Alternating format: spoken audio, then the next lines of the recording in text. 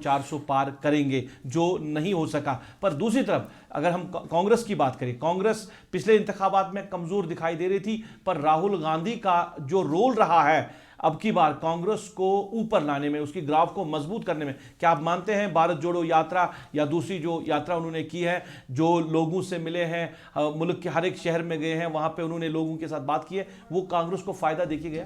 देखिए, कांग्रेस को फायदा देने वाली बात नहीं है, लेकिन कांग्रेस से ज्यादा कांग्रेस की मदद जो है खुद बीजेपी ने की। आपको याद है या आपके जहन में है, एक पॉइंट अभी भी लोग नहीं मान रहे हैं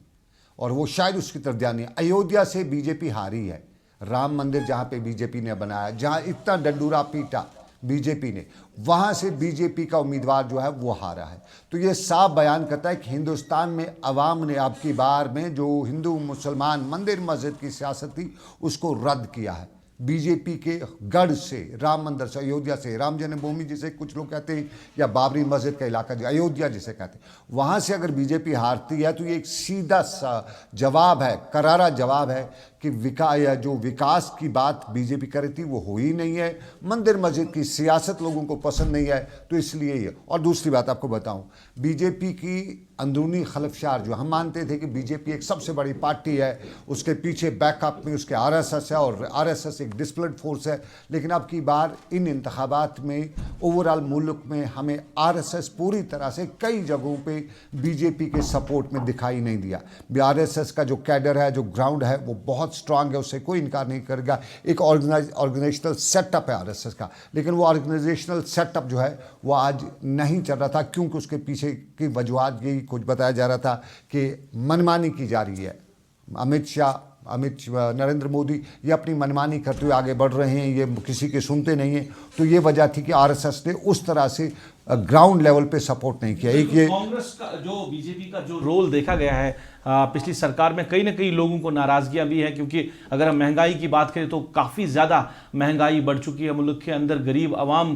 जो है वो मजबूर हो गई है जब हम ओवरऑल इस सिनेरियो देखते हैं। पर सनम एक चीज़ और देखने को मिल रही है, आप कह रहे हैं कि दावेदारी जो है वो एनडीए फिलहाल पेश करेगा सरकार बनाने का, क्योंकि उनके पास नंबर है, अभी फिलहाल उनके पास नंबर गेम है। पर यह भी खबरें आ रही है कि अब की बार नरेंद्र मोदी वज़ीर-ए-आज़म नहीं हो सकते हैं, तो क्या कहना चाहेंगे? देखिए, बिल्कुल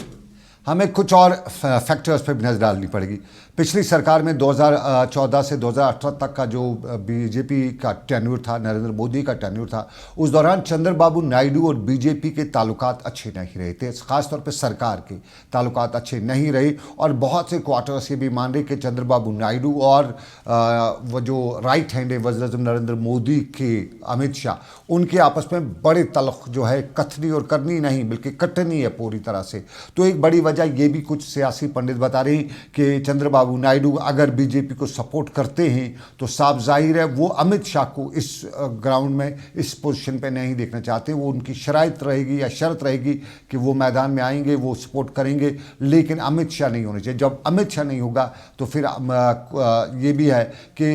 वज़ीर-ए-आज़म नरेंद्र मोदी पर भी बहुत से जो इनके अलायंस है उसमें बहुत से लोग उसे नाखुश नहीं है। तो एक पिछले काफ़ी वक्त से कयास आ रही चली थी, चूँकि आपको मैंने बताया कि यूपी में जब इलेक्शन पर हमने नज़र रखी थी, उत्तर प्रदेश के इलेक्शन में, तो उत्तर प्रदेश में हमने 3 बड़े मुद्दे देखे थे। एक वहाँ पे हमने जिस तरह बीजेपी का नहीं देखा था, वहाँ हमने अमित शाह मोदी वर्सेस योगी भी देखा था। और जिस तरह से वहाँ से लोगों से बात करते हुए आ रहे थे, जो हाल यूपी में आज बीजेपी का हुआ है उसका बड़ा वजह इनकी डिफरेंसेस भी हैं। यूपी में हमारा पहला, क्योंकि 62 सीट्स थी बीजेपी के पास, उनमें से अंदाज़ा था कि कुछ फैक्टर्स कम होंगे तो 45 के पास पहुँचेंगे, लेकिन इतना नीचे आना ये खुद बयान करता है कि उत्तर प्रदेश में भी बीजेपी में अंदर सब ठीक ठाक नहीं था। और फिर एक चीज़ और हमें माननी पड़ेगी, मुसलमान, चाहे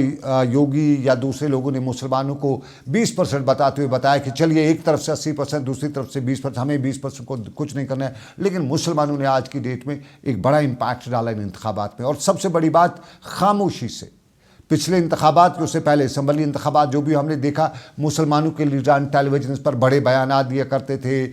हिंदू मुसलमान की बात करते थे, कभी कभी असुद्दीन ओवैसी उस पर फ्रंट रनर थे, और भी कोई मुसलमान लीडर, कुछ खुद साख्ता मुसलमान लीडर बन गए थे, कुछ उलमा भी जो है नाम निहादुल्बा मैं उनको कहूँगा, क्योंकि वो हालात की नज़ाकत को नहीं देते। टीवी पे चढ़ के शाम को 2-3 हज़ार रुपये जो टीवी वाले उनको देते थे, उसके बदले में ऐसे बयान देते थे जिससे हिंदू कम्युनिटी के लोग गुस्से में आ जाते।